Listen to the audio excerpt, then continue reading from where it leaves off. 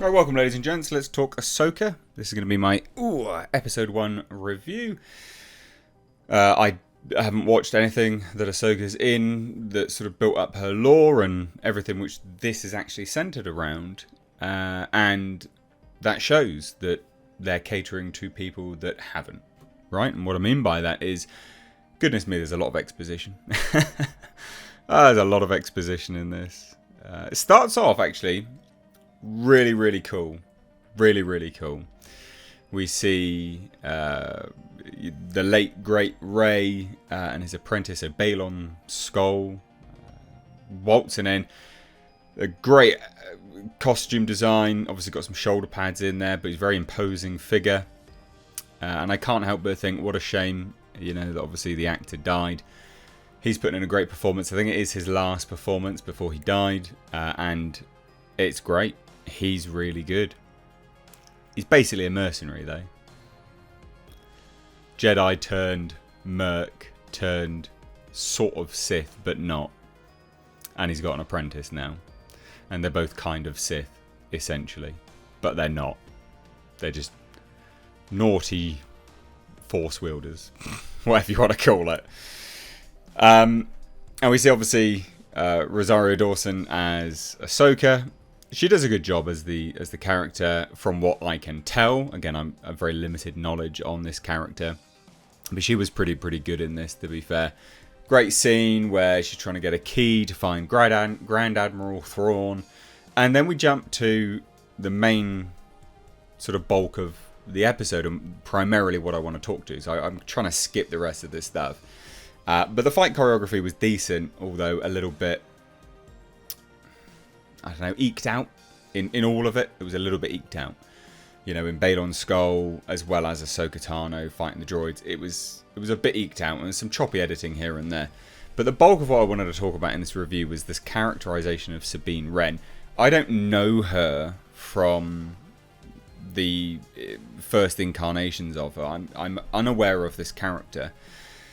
So there'll be lots of people furiously typing down below. But you've got to appreciate my introduction to this character will be many people's introduction to this character, i.e. this show. And what a brat. And what weird writing that it actually was. So we're on a planet. They're celebrating, celebrating the planet winning.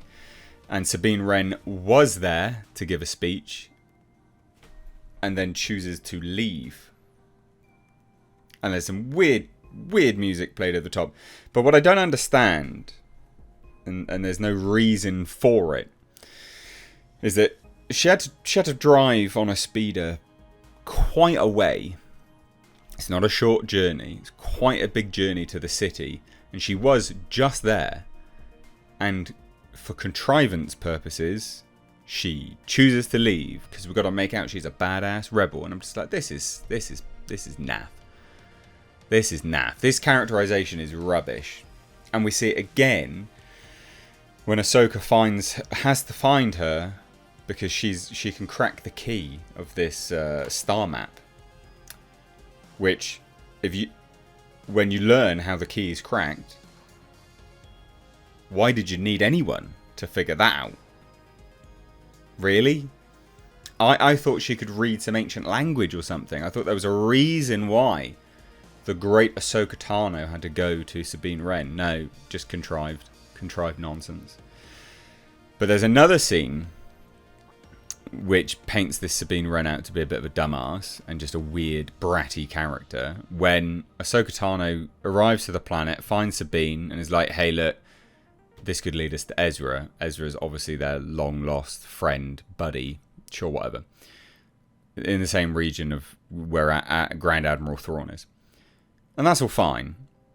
So she's like, yeah, sure, I'll come with you to your ship. And she's like, yeah, I'm going to need to take this, this key so I can work on it. And Ahsoka's like, why? It's not wise, it's not safe. And she's like, well, I just need to work. Work in silence. I work better alone. And then AHSOKA Tano goes to figure out who the lightsabers belong to. And then, boom! Guess who's disappeared? Sabine Wren. Even though AHSOKA Tano said no, the key stays on the ship. And she's like smirking to herself, and I just couldn't help but think, what an absolute pile of poo this really is. That is absolute rubbish characterization. And it was proven to be a dumbass move, because the apprentice of Balon comes and pokes her with a lightsaber. So, smart move, Sabine Wren. Smart move.